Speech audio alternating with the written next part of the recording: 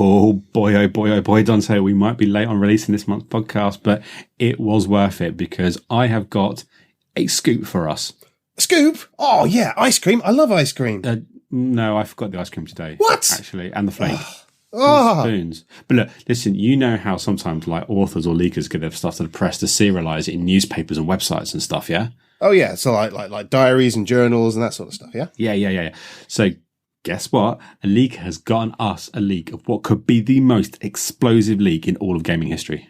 Oh, I love how many times you use leak there. It doesn't entirely make me think about Wee Wee, but I'm guessing this is about where Phil Spencer buys his jackets, right? Okay, the second most explosive leak in gaming history. Oh, explosive leak, man. I've got no idea. This got to be amazing to beat Phil's jackets. Okay. Strap yourself in or strap yourself on or whatever you strap into, because we have got the personal diaries of Bobby Kotick, the CEO of Hacktivision Snowstorm. Ooh, really? Oh, that does sound pretty incredible. Personal diary. Are you sure this is legit? I mean, did you do your due diligence on this? I absolutely did some diligence on this thing. Of course I did. And, look, you know, I checked it out. And if I can't trust anonymous source with online handler, big bull, swagger then, you know, who can we trust? So I think this is pretty solid. I think we can run this. It sounds fully legit to me with Swagger Dagger there. I mean, that's a straight up name if you ever heard one. So, I mean, give me the goods. What's in there? Well, I mean, right. Let's just check out this entry. And this is from before all the Hacktivision Snowstorm employee abuse and horrendousness kicked off. Yeah. So this is going back to like, you know, the golden days. Yeah. So, I can't do his voice. But I'm just going to quickly go read through it. And these are diaries, like these are written like short form. So they're not necessarily like, well, this is literally as in writing it. This is straight into the mind of Bobby Kotick. Yeah. So this particular entry, I'll cue up some kind of like diary like music, but yeah, there you go. December the 14th, 2020. Oh my God, you won't believe it today, but my personal assistant went and got all uppity when I tried to show her how tight her backside was and said something about not being professional. So I was like, you are a personal assistant to a billionaire, kind of like part of the job description, right? And she was all like, no, the job description said that she would be assisting me day to day, not being groped by a sweaty loser. To which I said, yeah, what do you think assisting me all day means, idiot? She said she was going to HR, and I said, good idea then. I called Smitty in HR, and we had a good laugh about it. Oh, wow. Okay, that seems so out of character. That's pure, unfiltered cocklick. I mean, yeah, this is why I think it's the good stuff, yeah. And there's way more, okay? So this one is January 14th, 2020. Oh, no. Can't play golf this Monday during the board meeting because I only went and did my back in with my idea of being Scrooge McDuck and swimming in gold currency. I had far too much gold currency, and it turns out gold is not as soft as metal as I was told.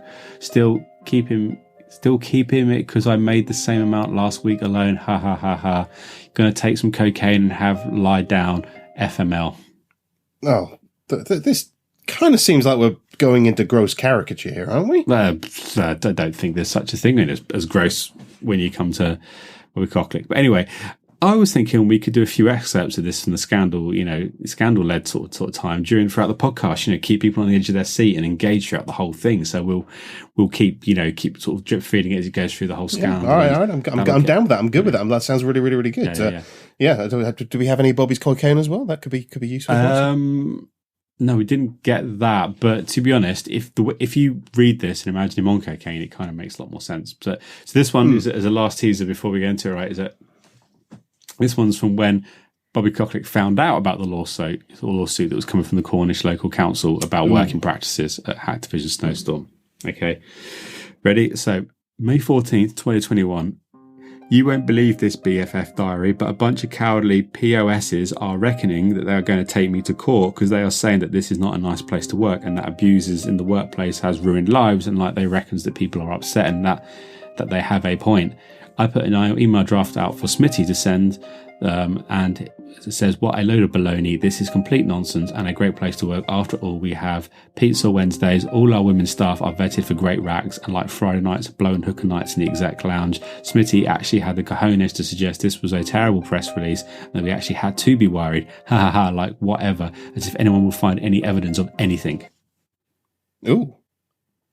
I don't know if it's the little bit of music you added there, but that does sound like kind of a cliffhanger. I know, right? So we'll come back to this with the podcast, keep people hooked in, yeah? Ooh, okay. This is like one of those teasers at the start of a CSI episode, right? Yeah, if you want to find out what happens to Bobby Cocklick and Smitty, you need to listen to the rest of this. Oh, yeah! Put the glasses on and go into the podcast. Yeah.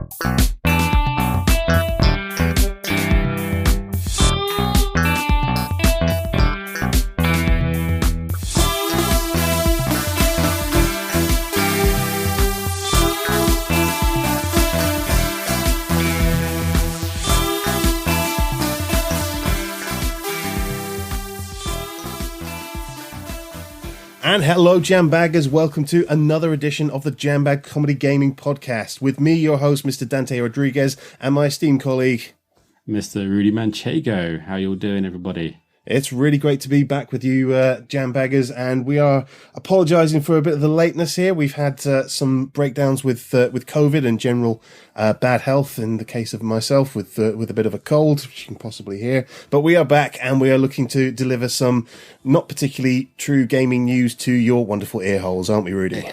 Exactly that. So yeah, it's me and the whole family have had the COVID-19s.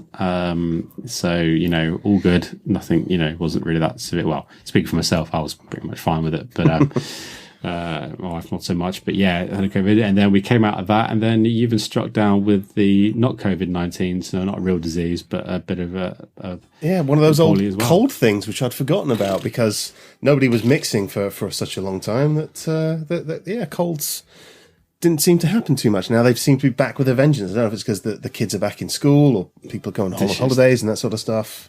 Yeah, I think that the colds are feeling left out because all this COVID stuff. So they're like, let's get in on this. But following from last month's podcast, something did kick off. What kicked off? Which was a good thing. We decided to reconcile and meet in the middle. Yeah, which is that in an unfathomable display of consolidation of our tastes, I have started playing Mass Effect.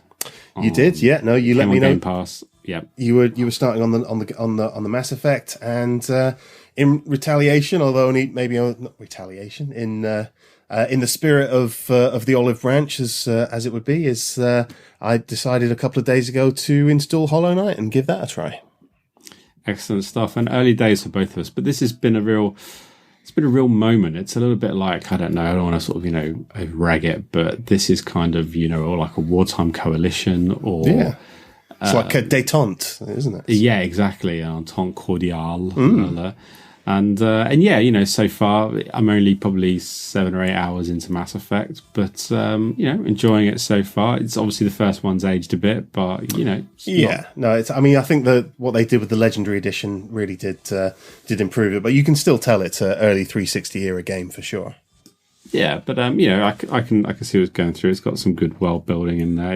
I mean, I'm a bit disappointed that the animations aren't like Andromeda, but hey, whatever. But, none of those goofy eyes like Andromeda.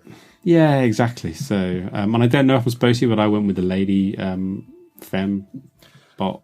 Fembot, wow! Austin Powers flashbacks there. Yeah, I tend to go with the female shepherd myself. I am planning another run through as a male shepherd because there's certain avenues of opportunity that are only open to male shepherds, not wanting to kind of be too specific, Miranda, and there's certain things that you can't do. Whereas I'm guessing Hollow Knight, you don't have much character customization. There's no different. Are there many kind of big choices, or is it a fairly linear game? Are there big choices? There are some choices which will affect not choices, I suppose to think. If you don't do certain things, you'll lock off certain quests. So I don't want to ruin it, but relatively early into the game, you'll have the ability to rescue a character who will recur, and if you don't rescue them, they'll die. So and then you won't get any of their quest line. Their quest line isn't, well, it's not a quest line, but it's more of a side kind of thing. It doesn't really affect the main story. There's a few things like that. There's a few things you can do that you can miss it, and there are several different endings depending on where you do everything. But I will advise you on what to do about if you get that far into it. About what I would recommend for getting the best ending. Yeah. All right. Cool. But it's more but it's more about exploration and figuring your way out, and then trying to figure out what the hell's going on with the story, and then inevitably falling back on lore videos on YouTube. Yeah, I might have to do that. I mean, it does seem like you kind of dropped in with very little explanation about who you are and what's going on. And it's once you get into the rhythm of it, though, it does take a while to get into it, but once you do, have you hit any bosses yet? I don't know if it was a boss. There was a pretty big guy down in that first mine. Took me a little bit of slashing to get right and get the rhythm of jumping over his little kind of wavy attacks. And okay, yeah. So he's not a boss, but yeah, he's kind of he's kind of an early warning of like what some of the enemy attack patterns are like. Mm-hmm. So you get a bit further, there's two bosses coming up. One of which is piss easy. One of which is a little bit less piss easy, but yeah. First one, but yeah, it's very much that rhythm of getting into that, and like, swipe, jump, swipe, jump kind of thing, move out of the way. But cool, but I won't ruin any more of it. So it's been a big month for us, obviously for that. So it's been not much of a gaming thing from our side. Have you been playing anything else, Dante? I have finally gotten into Elite Dangerous, which is really just kind of comfort grind, to be honest. It's quite nice. Yeah, I love a bit of comfort grinding. And it's just kind of doing sort of fairly menial, mundane things around the galaxy, in a spaceship, couriering information around, picking up and dropping off cargo, and sort of making money and sort of getting a bit better at it. Maybe I'll become more adventurous once I've been able to pay for like a kick-ass ship that can take people out and whatever. But yeah, for now it's just kind of nice. Where are you going to take them when you take them out? It's I don't know if it's procedurally generated like No Man's Sky, but there's a massive galaxy of stuff to explore. So I don't know, just some random space station that all looks the same on another different star system, probably. Okay. Yeah, it's all right. How about you? As I said, I've been, I've struggled with gaming time, and it's been largely confined to Switch in handheld mode, playing, again, comfort grinding with some Hyrule Warriors Age of Calamity, so like the prequel kind of Warriors game for Switch to Breath of the Wild. But very much enjoying it. It's been a very safe kind of like whap it on for a bit. But I've been so knackered in the evenings after, post-COVID and stuff, that I've just been like falling asleep with it pretty much in my hands, and just putting it to sleep and conking out. But so I've started the Mass Effect, then the COVID stuff happened, so I've been playing Switch, and then I'm going to finish this off and then go back to the proper big boy gaming. That's cool. I mean, talking of BioWare games, I did see that they'd finally released, I was a bit behind, they finally released Knights of the Old Republic 2 on the handheld iPad version, so I've been wading back into that. I played that game on a few different platforms, Xbox and PC, the first one, and I only ever finished it on iPad because it just, the touchscreen interface just worked really well with it, and I'm really looking forward to getting back into the second one, which I have completed before, but I've forgotten almost everything about, and it is a good storyline. Sweet. Yeah. Well, I mean, so probably back to normal gaming, I guess, for both of us. Well, for me especially, kind of months. But we've got quite another jam-packed episode.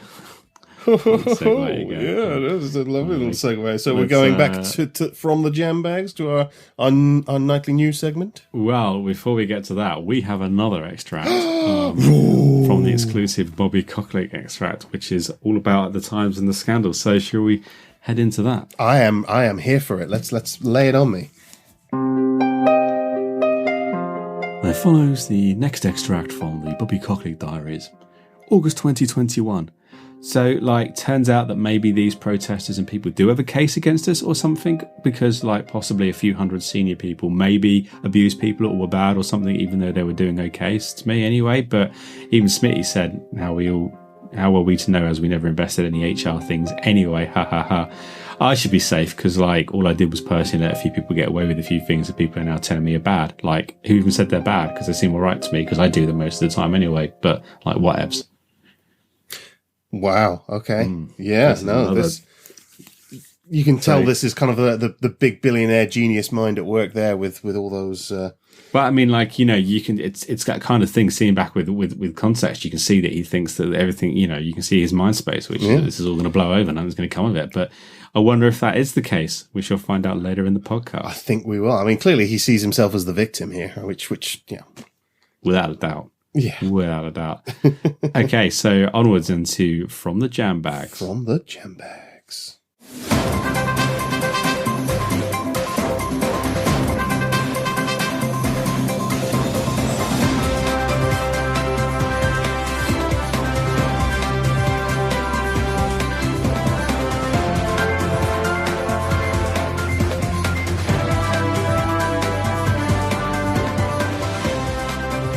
Hey, welcome Jambaggers to From the Jambags. This is our monthly news segment where we go through the juiciest, choicest, most awesomest bits of news that we could find out there and report them straight to your ear holes. And Dante, you are going to kick this month's segment off with talking about, well, it's the only story around at the minute, really, isn't it? We've got the diaries running at the moment that kind of gives you the background to this from the eyes of, one of the guys in charge, or the guy in charge, but you got a bit more of a kind of, a view about the actual games that are going to be affected. Yeah, more kind of how it's perceived by the gaming community. Because, you'd have to be living under a rock, even if you're not into gaming this month, to not realise that MaxiPad for whopping, was it 60 or 70 million or something like that? Billion, sorry. Billion, Gillian or something. Billion, Gillian, yeah. Gillian Anderson.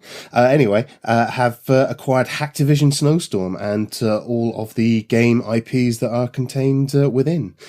So we've got Shooty Bang Bang. Yep. We've got Devil's Anus. That's a tough one, isn't it? What other IPs have they got in Hacktivision Snowstorm? They've got Crash Bang Wallop-Coot.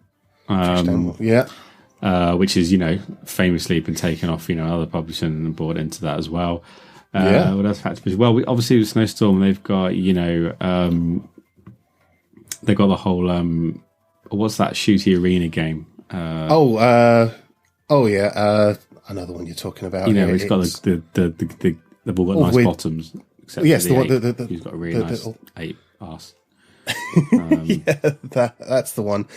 Sky Killers, isn't it? Yeah, Sky Killers. They've got some really big sort of games out there.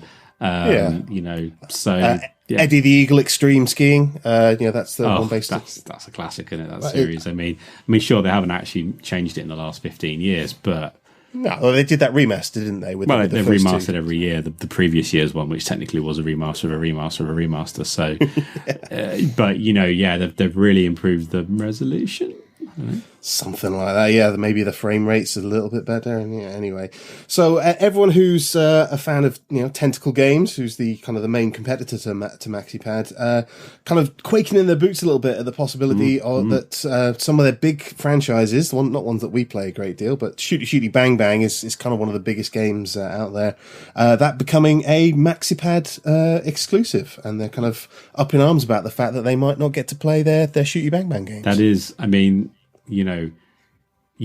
there's people don't really get too upset about climate change or wealth inequality, but flipping heck, if Shooty Bang Bang isn't available on the computer box that they like, the whole world is going to stop turning, isn't it? Yeah, it's going to be carnage. It's going to be carnage. So those Tentacle fans are demanding that this game remains multi-platform, but still seem to think it's totally okay that those other games that Tentacle own, like Lord of Conflict and the Aquaman games, stay on their platform only, which I'm just going to go ahead and call BS about.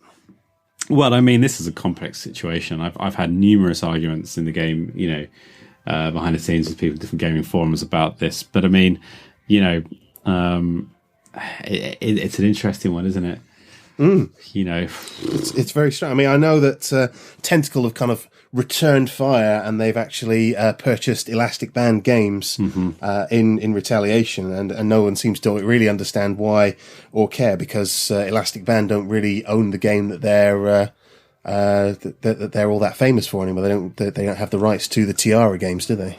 They don't have the rights to Tiara games, and in fact, they've only really got their multi-platform shooter that both me and you have tried to play on numerous occasions. I got bored of within 10 minutes. Just really bounced off of that one too much. That Fate game that we really just couldn't get into. I mean, it's everything was there for it, kind of online co-op as well as being able to play it single player if you wanted to. It just seemed a bit drab. Yeah, I mean that's exactly that, isn't it? It seemed a bit drab as spot on for the whole experience. Pretty much, yeah. Maybe that should be what it's called. But I think this is one of those stories that it's still kind of too big to really know what the full-on implications are going to be. Plus, it also feels like once the deal is actually set in stone, then we'll get to know those sorts of things. Because when we go back to the MaxiPad's other big $7 billion investment from a couple of months ago, it was about a year ago, wasn't it? That they did their they purchased Fountain Games, I think it was. They said nothing about exclusivity and say, no, we're honouring all the previous agreements. And then now that they're kind of through the woods on that, all of their big games are suddenly, that's exclusive. Yeah, they're all good. I mean, you spend all that money as MaxiPad have just to, not make them, force them onto your not platform, make people buy your console. Yeah, but no, exactly it does.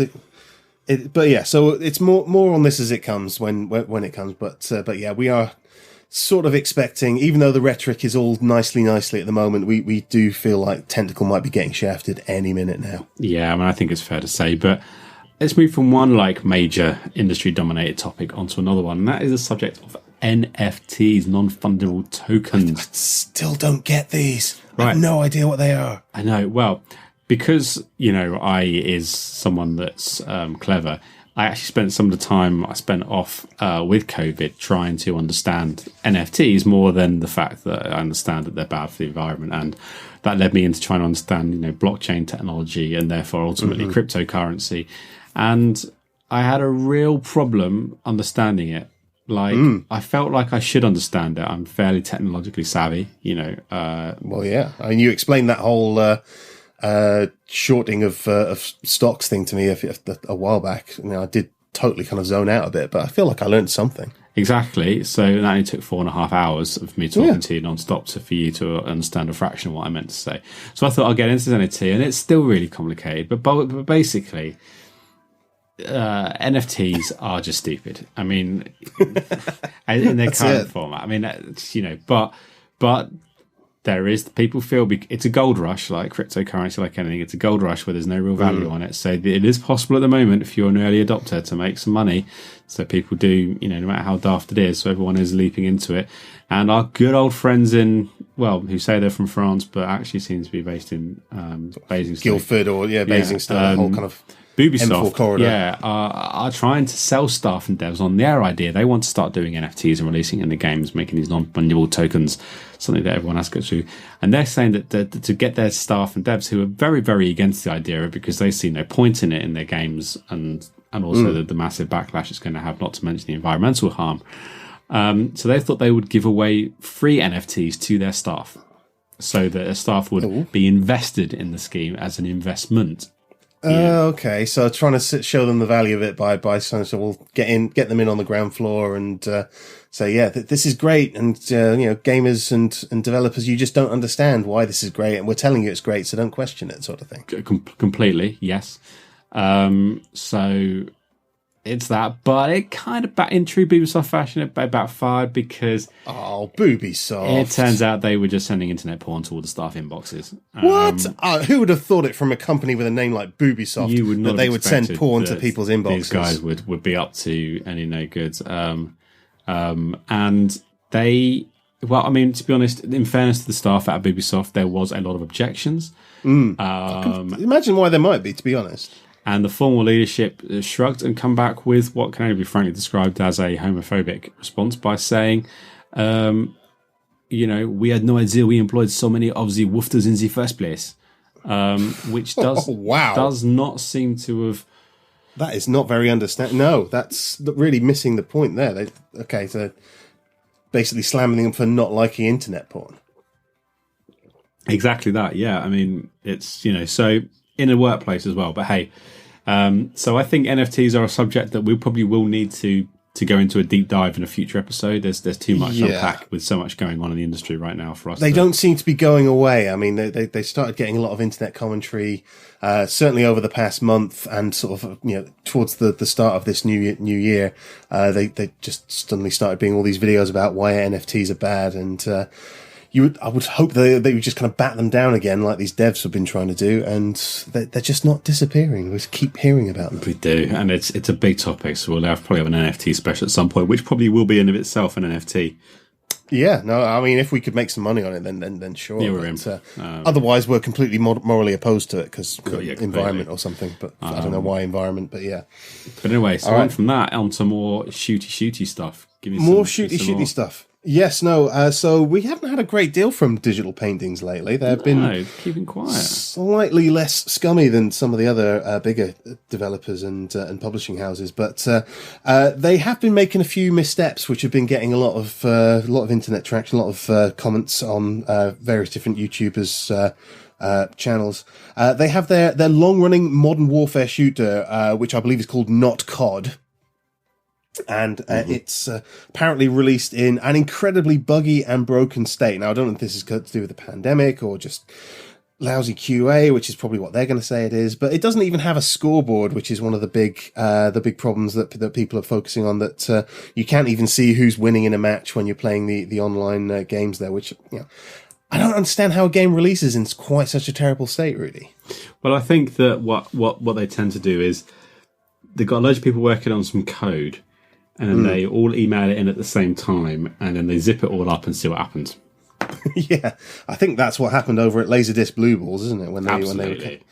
Yeah, so essentially, the companies at Laserdisc Blue Balls, who are also part of this story, are hoping that all these other buggy games that have been released after their recent Hacky Jazz game has been taking away some of the attention from the missteps that they've made, and hopefully they're going to move into the clear about it, but I don't think that's going to work for them. No, and I mean, I think, as you've made note here, that there's now more people are queued up to get refunds on games than they are to play games. Than pre-orders. Yeah, no one's pre-ordering games. They're pre-ordering their to the point now they're pretty much pre-ordering they're refunding before they've even ordered the game because it just saves time.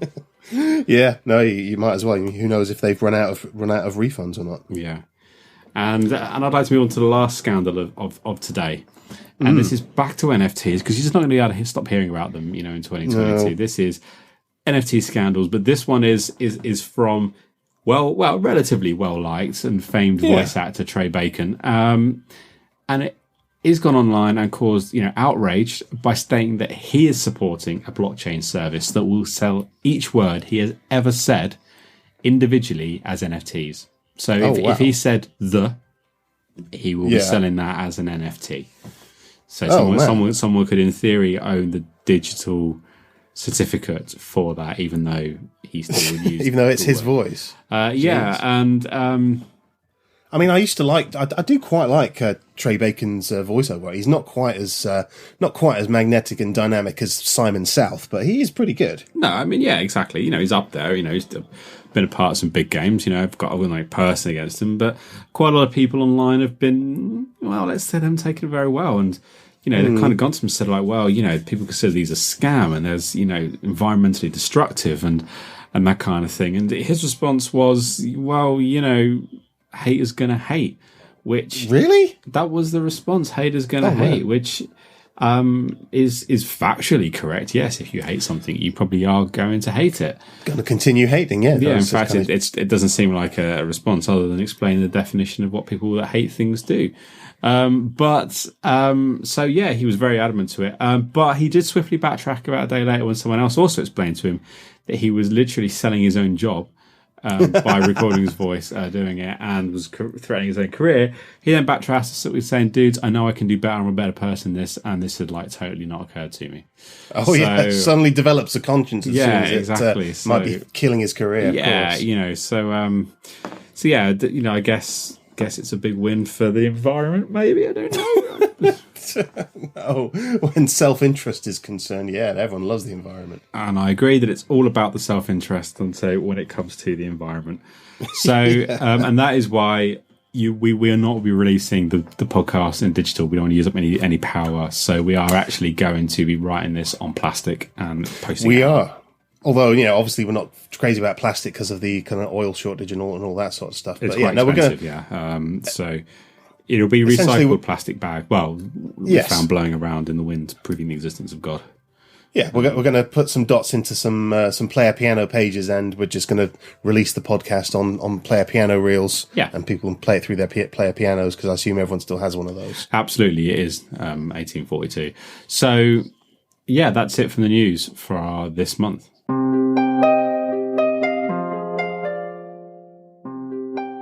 Welcome to Bobby Kotlik's Diary Extract, Part 3, November 4th, 2021. OMG BFF Diary, you will totally not believe this, but my board members have only gone and done a backstab on yours truly, because they reckon that I've only gone and lost some money, even though I've already saved them loads of money, because loads of better profits by making money and then sacking everyone who tests any of our games ever anyway, so we've got loads more cash.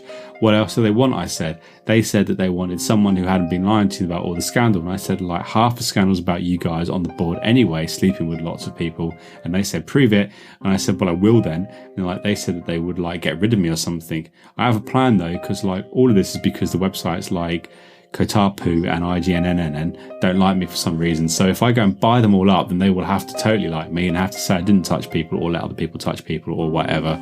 I even remember. Great plan. Buy them tomorrow.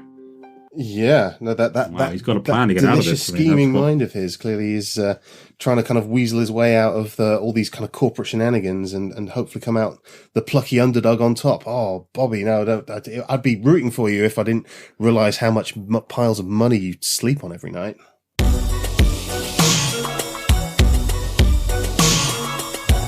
State to the gaming nation.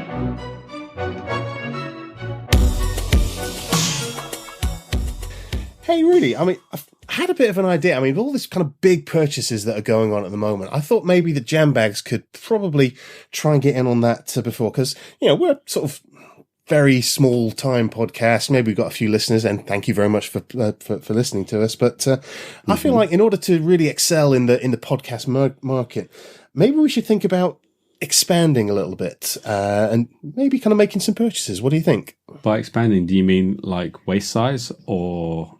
Oh no, the lockdown has definitely sorted that out. I was going to say that to be honest, I'm painfully overweight now. But okay, so budget wise, I don't think we've got much in the piggy bank. In fact, we sold the piggy bank. We did to get money for a kettle, so we could actually have some tea, or in my case, Lemsip at the moment. Yeah, to pay for your Lemsip addiction that's come on. So I don't know what.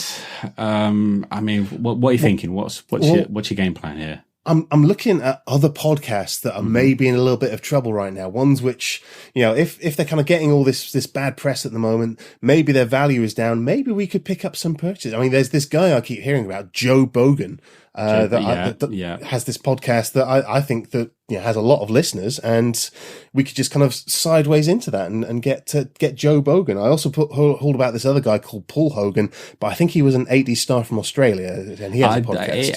It sounds very much like that. You're thinking of Paul Hogan, who was the star of Crocodile 1, 2, and Crocodile Dundee in LA. Yes, yeah, that's not a podcast. This is I wouldn't call them podcasts. I'd call them something else. I don't know. Cheers wazzers. Yeah, cheers wazzers, podcastals.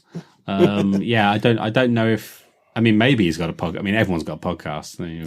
They do. Everyone seems to have a podcast. Pretty much anybody could. There's probably got a bigger coverage than we have. Let's have a look. Should we go have a look at some sort of Martha Stewart homemaker podcast? Do you think? Well, yeah.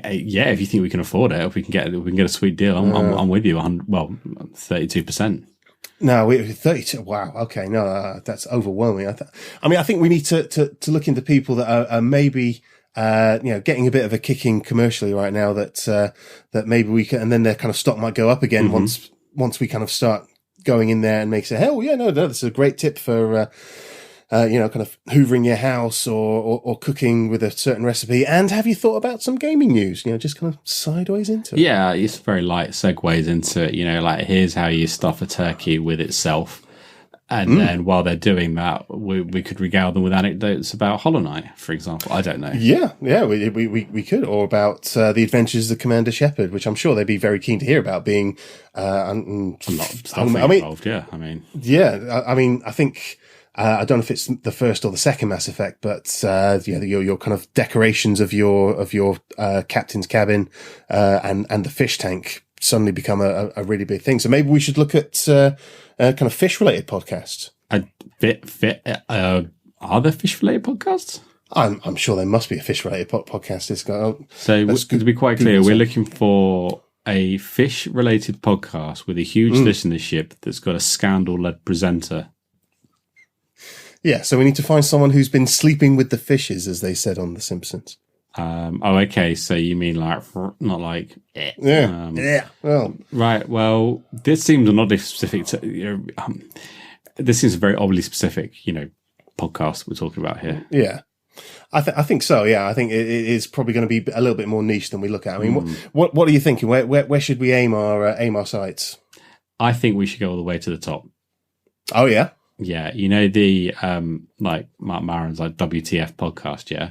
Oh yeah. No, you've told me about that one a few times. Yeah. So what we should do is we should. Oh, I think he's doing okay, but if we make something up, maybe like maybe say he said something really bad about something that he shouldn't have done, and then maybe he'll sell to us for like 50p. I reckon so. I mean, everyone's doing COVID misinformation lately. Maybe we'll say he did that. Why don't we say that if you play his podcast backwards, it tells you to drink bleach? Yes, inject bleach directly through a mask into your face. Yes, and then also to put horse tranquilizers in your anus.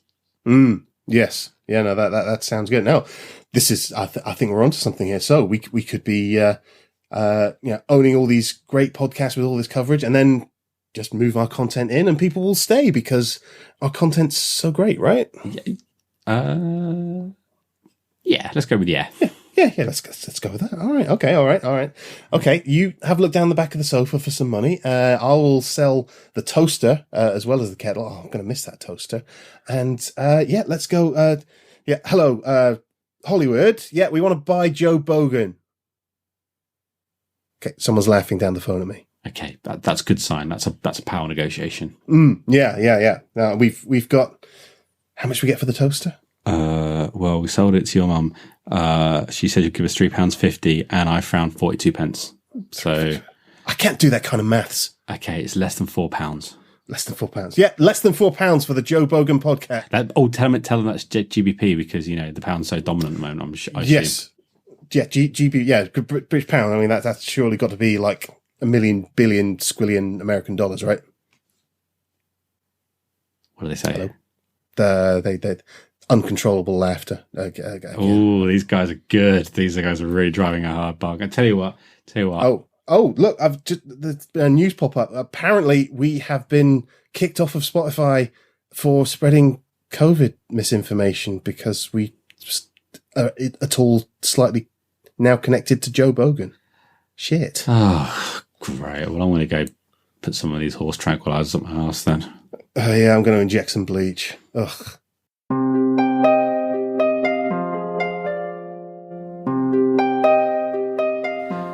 We now come to the last extract of the Bobby Kochlick Diaries, December 14th, 2021. Right, so things are getting pretty dire nows, and looks like I may get kicked out by my stupid board who are only there anyway because we are friends, or at least used to be. Anyways, luckily I've been saved by that sexy man-hunk Philly Spencer from MaxiPad, who says that he's going to buy me out and all my shares and then make his own shooty bang bang games for his online service, but that I can totally stay on and still be an almost charge, but I just can't wear any jackets or touch people at work anymore, no matter how much I want to. I was a bit sad at that, TBH, but I like money more, so I can just pay people to let me touch them. He. Also, Philly Spencer is such a funny guy. He got his music teams to make me this sexy sitcom theme. I can tell we are going to be best bros. Ha ha ha ha ha lols. And here's the I've got the theme here as well. Ready? Oh yeah.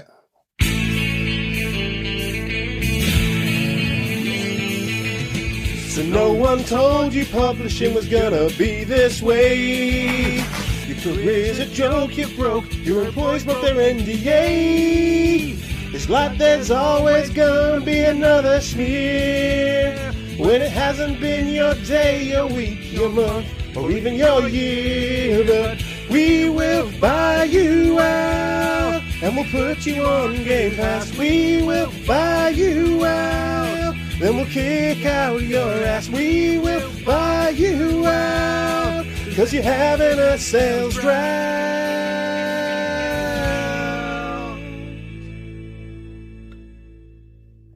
Well, okay. All right, yeah, that's. I guess I can see where that's going. I mean, I can't tell if Philly Spencer here from MaxiPad is actually his friend, or is kind of like,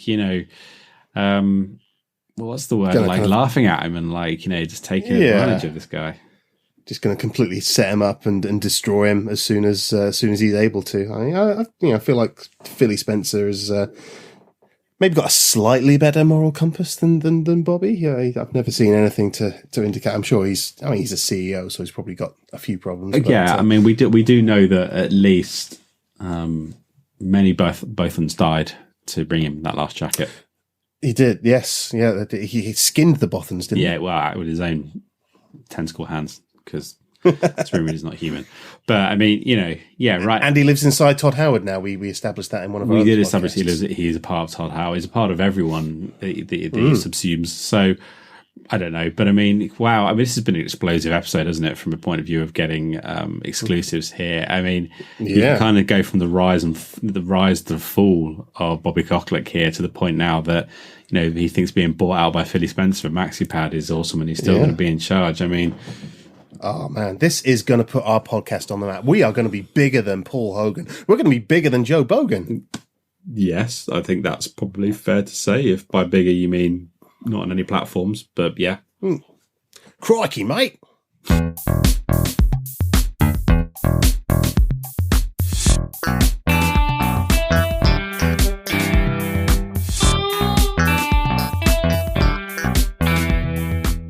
And finally, Jambaggers, we come to the end of this month's podcast, but there is just enough time to answer a few questions from our loyal listeners and people that like to send us questions.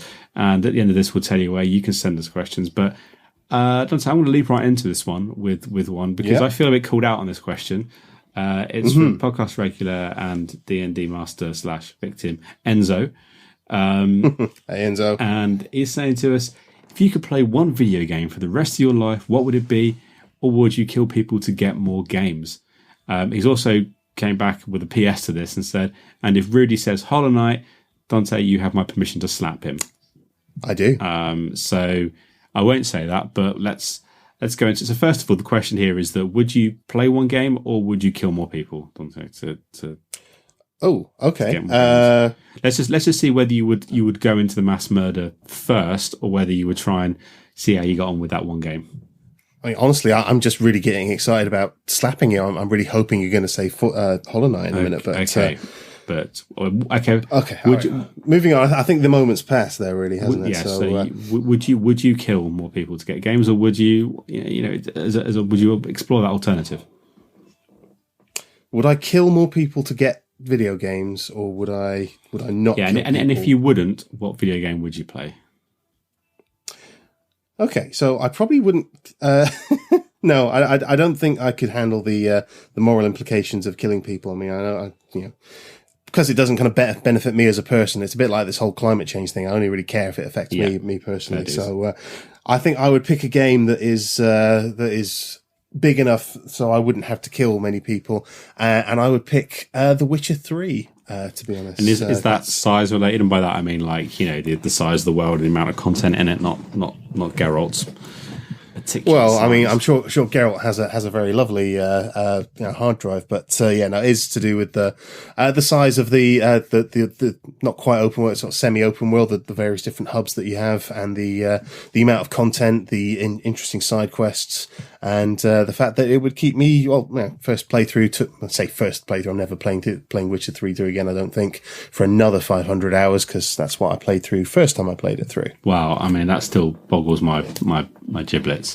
That you put 500 hours into. Not that it doesn't deserve 500 hours. That is, I mean, that's dedication. I mean, you must have really done and seen everything in that game.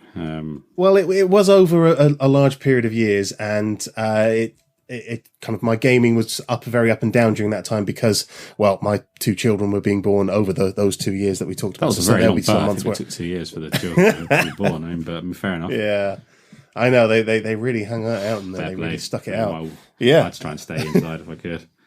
Well, of course, but yeah, it was. So yeah, sometimes I was not gaming at all in over a few months, and then sometimes I'd get back into it gradually, and then sometimes I'd get like a week to myself when everyone went away to visit grandparents, and I was still at work, and I could sort of play in the evening, so I could catch up a bit. But yeah, over the period of like 18 months or so, I put 500 hours into The Witcher 3. Wow. Okay, so you're going to go Witcher 3. Now I am going to say. I can't say a particular game. That's right. But if you did, I wouldn't mind, because really want to hit you. I'm not going to say that particular game. Although in fairness, it probably would be my choice. Ow! Okay, I didn't actually say the game. And the game I'm actually going to go with is Breath of the Wild. Oh, okay. Yeah, good choice. Good choice. I mean, I think I did pick that up a couple of weeks ago, and I haven't got around to starting it yet. But I hear it's one of the top Switch games out there. And the reason I want to go with it is that there's not actually, unconversely to The Witcher, there's not actually much to do in it. Although it's this huge open world, it's very much. But there is something about the game where I could just wander around in it. I quite like the world. I could just wander around and not do much. Like, I just enjoy like climbing mountains and seeing stuff and messing around and playing with the physics. And I think that. Yeah, I'm not saying it's the best game ever made. I'm not kind of that. But I could live in that world for quite a while and just just poodle about a bit. If I had to do anything. And do you get sort of randomly attacked by bandits in Breath of the Wild? You can do, but you just do what I do, just run away. Like combat isn't really a part of it. Like it can be if you want it to be, or you don't do much combat and you spend what I do, which is you run away. In fact, it's so diverse how you tackle things that I'm fairly certain that. To get through to finish the game, I ended up like paragliding into the castle's window to save me having to go through the front door and find loads of baddies. It was just like, you can just do that if you want to. It's totally up to you how you tackle it. And yeah, it's like that. There's quite a lot of experimentation, and it certainly isn't a game about some kind of knight that is empty inside. Ooh, warming up my hand over another one. For another what? Oh, sorry. Oh, right. Okay, yeah. Sorry. I was just checking because you were. Okay, let's go on to our next question before I get to hear. So we've got a couple of questions here from the rather awesome Metal Shark, and this first question, I feel a bit seen by this because maybe I've mentioned before, but he says with the Quest 2, the Oculus Quest or Meta, whatever it's going to be called now, the Quest 2. No, really? Yeah, it's mad. But anyway, the Quest 2 seemingly soon adding body tracking.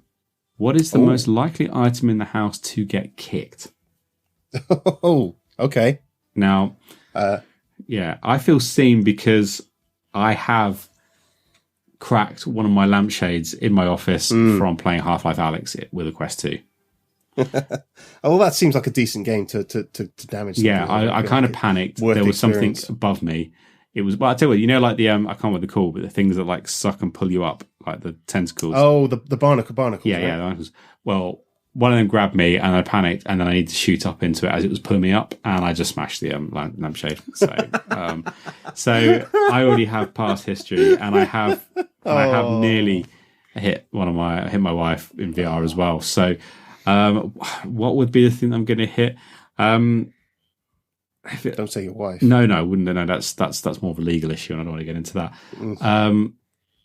The setup here is I will probably, if I did it in my office, I would probably end up smashing my PC in because it's on the floor and it's got a glass case, so a glass window side on it. So yeah, I would probably smash my PC rig in, I would imagine. But how about you?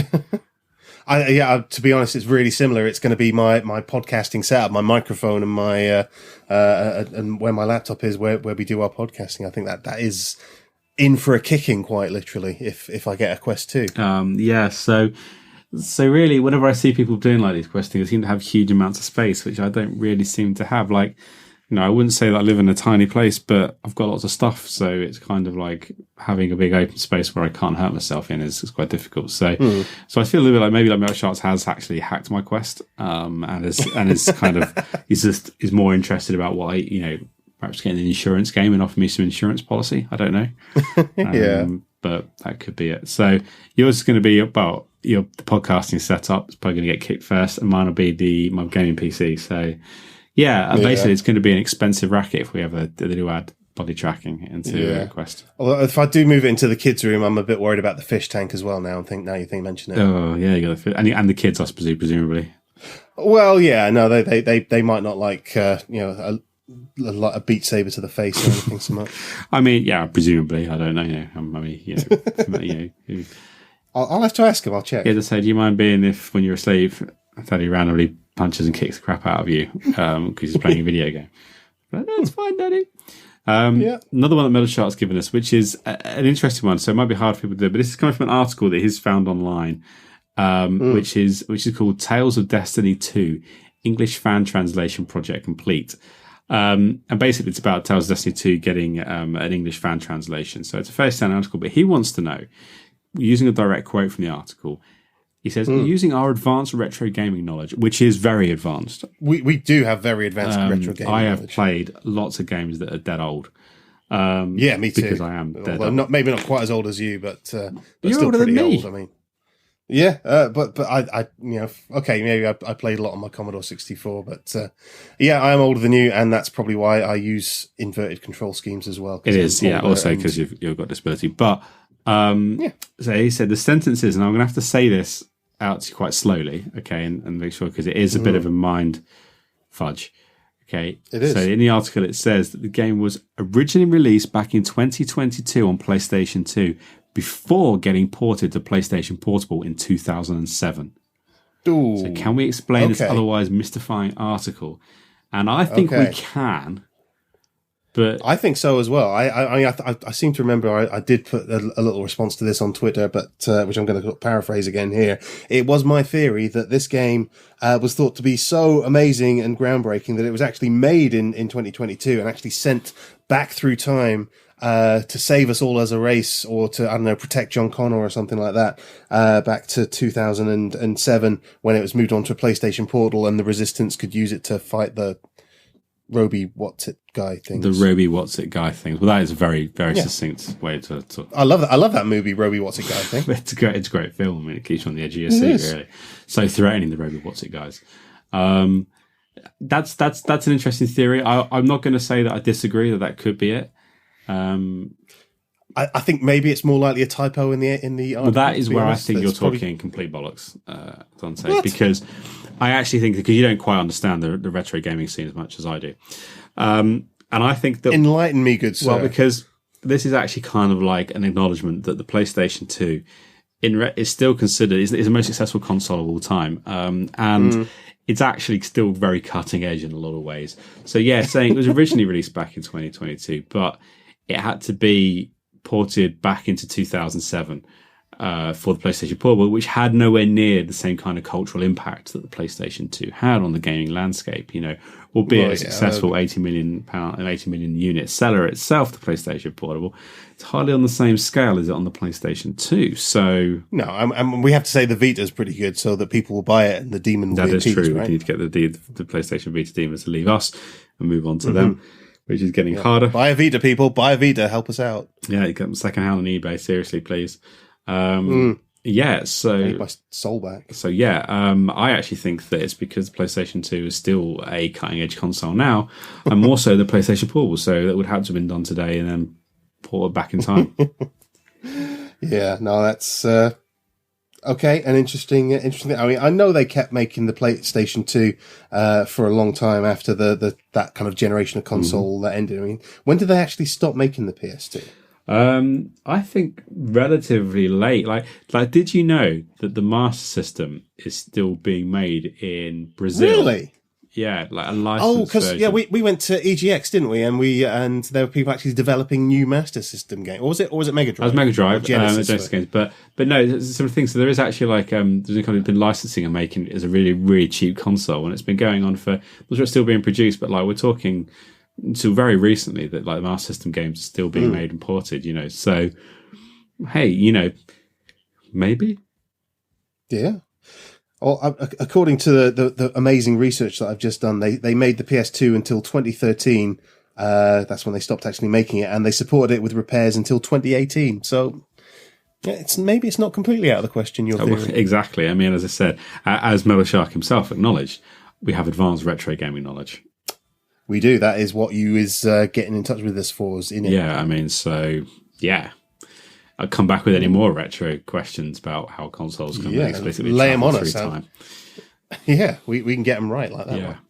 But I think that is rounding out the end of our podcast now, Dante. It certainly is. And if you would like to get in touch with us on the socials, the Jambags team can be contacted through a variety of different platforms. You can get in touch with us on Twitter. So at Jambags_UK is where you'll find the Rudy account.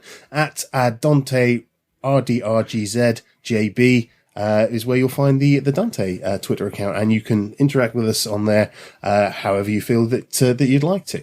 There's also the Instagram account, which it isn't greatly used, but way more than my personal Instagram account. Again, at Jambags_UK, where you'll see a variety of different gaming crushes that I've had over the years, and nice scenery from, I don't know, Valhalla, and probably some galaxy shots from Elite Dangerous, if I find anything interesting that's not just yet another refinery station. You can also contact us through the YouTube message boards. You're going to talk about YouTube in a minute, but if you find our channel on YouTube, you can respond to the messages on our videos and get in touch with us there if you want to send us a few questions. Rudy, how else can people get to hear us and get in touch? Yeah, well, absolutely. I mean, like, again, you're listening to us, so you found us somehow, but you can find us on Spotify, you can find us on Apple Podcasts, and you can find us on all good podcast apps that rely on RSS feed on your mobile or computer devices.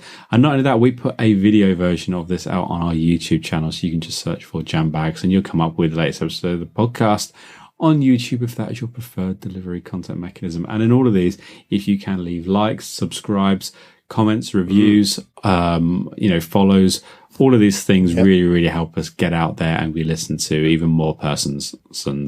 So please do that for us. Please. No, please. Absolutely right. And hopefully, gamers, by next time round the Jambags podcast, we'll have completely kicked COVID right in the Jambags. See you next time.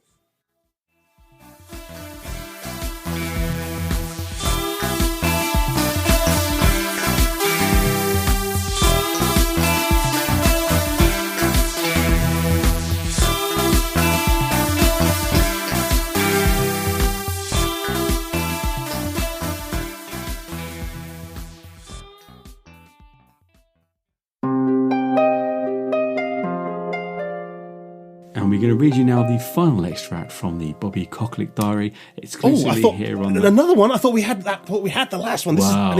Yeah, one more. We've got one more. So this is the juiciest, dirtiest, filthiest piece of diaries you're going to imagine. You can some of the stuff that's going on. So let's get into this one. We're going to expose the lot. We're going to. All right, listen. Go for it. Okay, January 14th, 2022.